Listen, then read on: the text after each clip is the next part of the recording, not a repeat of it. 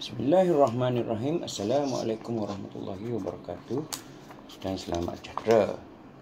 Jadi hari ini kita nak meneruskan kembali sesi rawatan kita daripada modul metrik.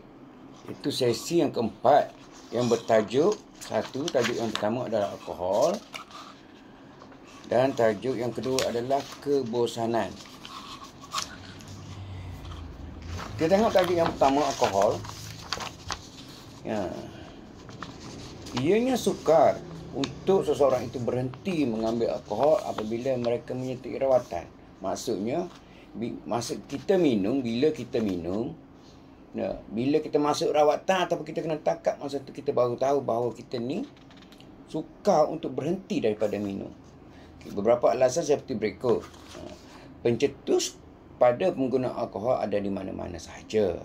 Kadang-kadang sukar untuk melakukan aktiviti sosial tanpa berhadapan dengan orang-orang yang minum. Kerana mungkin di golongan di sekeliling anda adalah semua kaki-kaki minum. Ataupun minum ini adalah sebagai macam satu minuman harian yang perlu diambil.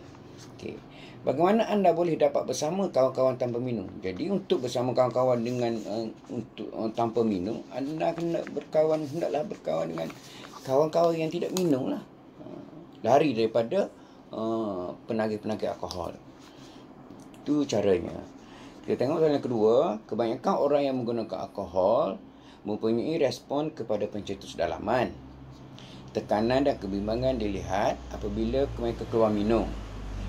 Itu adalah sukar bagi menyedarkan orang bahawa kadang-kadang alkohol menjadi punca tekanan. Sebenarnya gini, kebanyakan orang yang menggunakan alkohol ni mempunyai respon kepada punca dalaman, emosi. Jadi bila dia minum, mabuk, masa tu emosi tak. Mudah nak marah, mudah tersinggung. Ia akan menyebabkan terjadinya pergaduhan kecil ataupun pergaduhan besar. Sampai yang paling besar adalah hinggalah sanggup membunuh. Okay. Apakah perasaan membuatkan anda ingin minum? Dari sini, mengikut yang diceritakan kepada saya, perasaan membuat anda ingin minum ni ialah mungkin ajakkan kawan-kawan lah. Ataupun masa. Mungkin masa rehat daripada kerja adalah hari Khamis, malam Jumaat. Sebab hari Jumaat cuti. Okay. Jika orang bergantung kepada dadah dan tidak selalu menggunakan alkohol, mungkin dilihat sebagai masalah hingga orang itu cuba untuk berhenti minum. Okey. Jika orang yang bergantung pada dadah dan tidak selalu bergantung alkohol, maksudnya orang itu hanyalah penagih dadah, bukan penagih alkohol. Tidak dilihat sebagai masalah. Tapi sebenarnya, bila tak ada dadah, dia akan minum. Jadi masa ni, bila dia cuba untuk berhenti minum, situ masalah akan timbul. Apakah cabaran yang dihadapi untuk berhenti minum sejak menyertai rawatan? Bila anda kena tangkap, anda baru masuk bawah pengawasan ADK, masa ni anda akan merasa bahawanya cabaran untuk berhenti minum ni baru timbul. Jadi cabaran yang anda hadapi untuk berhenti minum sejak bila menyertai penggunaan rawatan, dadah pun awak ambil, minum pun awak minum. Jadi awak akan mengalami dua simptom yang berbeza. Alkohol, okey. Alkohol, soalan keempat. Alkohol akan memberi kesan kepada rasional. Biasanya macam gitu. Pemikiran adalah sebagai proses otak. Dadah itu menyebabkan proses berfikir sukar dan tidak jelas. Bagaimana perasaan anda semasa menghadiri parti serta melihat orang minum dan bertindak bodoh? Biasanya dalam parti ni, biasanya orang yang bertindak bodoh ni, orang minum terlalu banyak dan akan bertindak bodoh lah. Sebab dia tak boleh nak kontrol diri dia sendiri.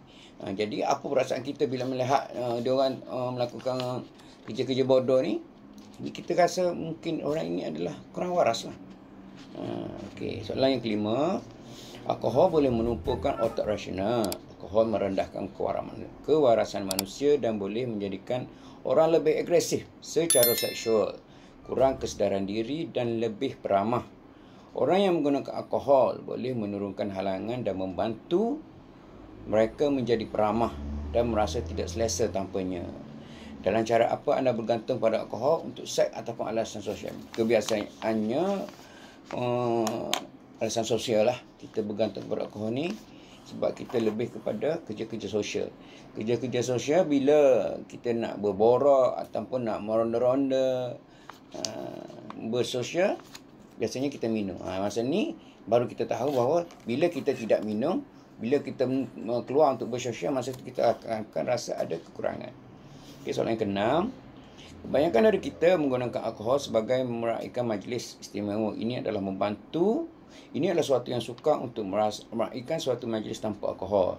Apakah majlis yang istimewa yang diatur oleh keluarga anda untuk yang menggunakan alkohol? Biasanya bagi kaum Muslim, benda ni tak akan berlaku lah.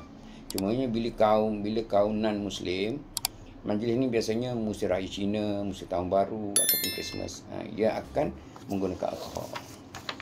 Okay. Dalam kebanyakan keluarga dan kelompok sosial, minum adalah tanda kekuatan dan kematangan. Minum selalu dilihat sebagai cara untuk disedari dalam satu dari kelompok. Adakah anda rasa kekurangan bila tidak minum? Jika ia dalam apa? Dari segi untuk berkawan. Contohnya, kita akan merasakan kita ni kekurangan sebab kita tidak minum. Ataupun kita umur bawah pada tahap yang boleh membenarkan kita minum. Masa tu kita akan rasa kekurangan sebab nak borak-borak, nak overnight dengan kawan-kawan pun tak boleh. Okay. Minum boleh menjadi penghubung kepada setengah aktiviti. Ia merupakan satu kesukaran semasa awal kepulihan untuk melakukan semua perkara tanpa bia ataupun minuman lain. Contohnya macam makan sesetengah jenis makanan, pergi acara sukan. Jadi kita nak buat aktiviti itu susah. Apa aktiviti dilihat hadir dengan minuman keras kepada anda? Biasanya menyambut hari perayaan, ataupun majlis keluarga, majlis kahwinan. Okay. Itu daripada tajuk alkohol. Jadi alkohol ni diibaratkan sebagai dadah sebab ia mengganggu proses kepulihan.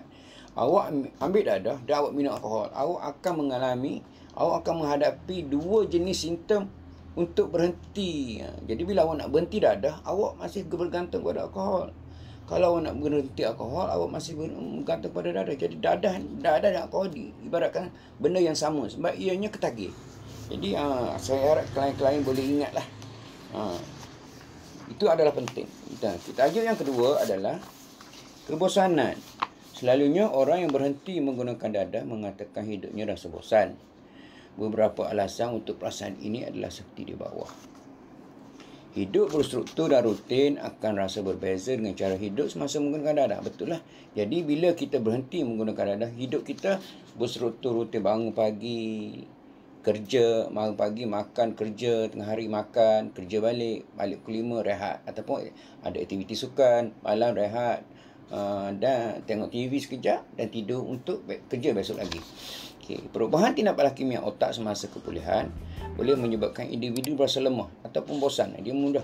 Jadi kita kena ingat bahawa tindak balas kimia otak ni semasa kepulihan ni boleh menyebabkan badan kita lemah, badan kita letih, kita bosan, kita cepat nak marah. Jadi kita kena ingat itu adalah simptom-simptom yang akan terjadi daripada tindak balas kimia otak. Okey. Yang ketiga, individu yang menggunakan dadah selalunya mempunyai hayunan emosi yang besar, tinggi kepada rendah dan kembali kepada tinggi. Okey. Individu yang abstinen dalam jangka masa yang panjang jarang sekali mengadu kebosanan yang berterusan. Masalah kebosanan dalam kepulihan dapat diperbaiki. Sementara itu, anda harus mencuba aktiviti berbeza bagi membantu memulihkan rasa kebosanan dalam kepulihan. Pada peringkat awal kepulihan, setiap orang atau setiap individu yang ingin pulih daripada sama ada daripada alkohol ataupun dadah, memang kebosanan ni akan melanda, akan datang menyerang kita. Jadi daripada situ kita kena cari satu langkah ataupun satu idea ataupun satu hobi yang boleh mengurangkan rasa kebosanan. Cuba cipta hobi baru, berkawan dengan kawan-kawan yang baru, contohnya kawan-kawan di perjumpaan 12 langkah atau mencuba help ataupun di program cuba join program-program seperti NA ataupun mana-mana yang profesional lain buat untuk mengurangkan rasa bosan. Okay. Senaraikan 5 aktiviti rekreasi yang ingin anda lakukan. Bermacam-macam rekreasi lah.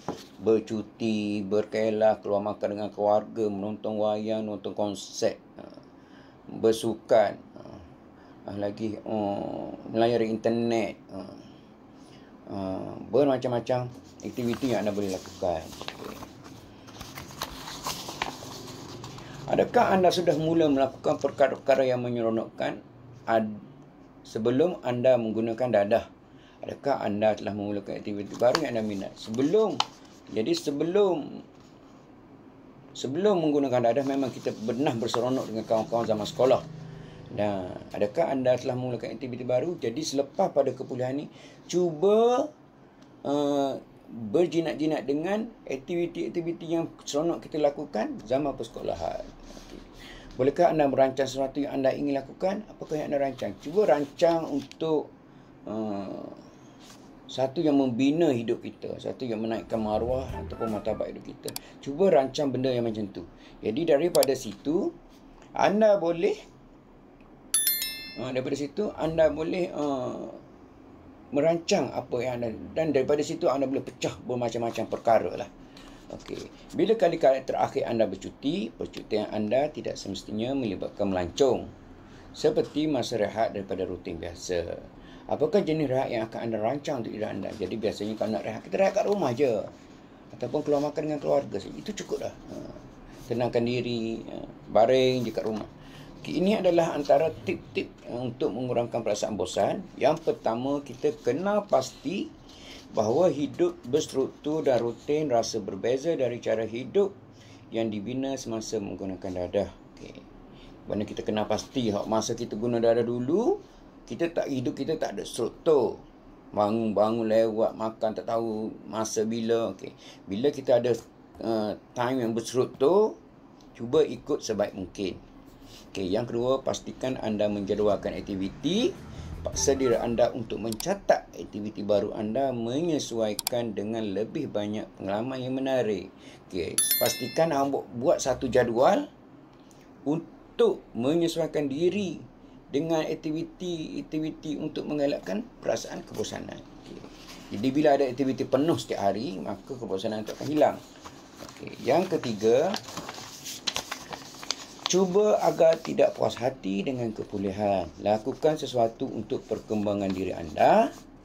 Kadang-kala bosan disebabkan tiada cabaran baru dalam kehidupan harian anda. Manakah di antara senarai cadangan di atas? Okey, cuba agar tidak puas hati. Biasanya bila kita dah berhenti, betul-betul berhenti sebulan, okey, aku nak try lah. Aku nak try untuk tidak mengambil dadah sebulan lagi. Daripada sebulan ke sebulan, ataupun daripada one day by one day, satu hari pada satu masa, satu hari ke satu hari.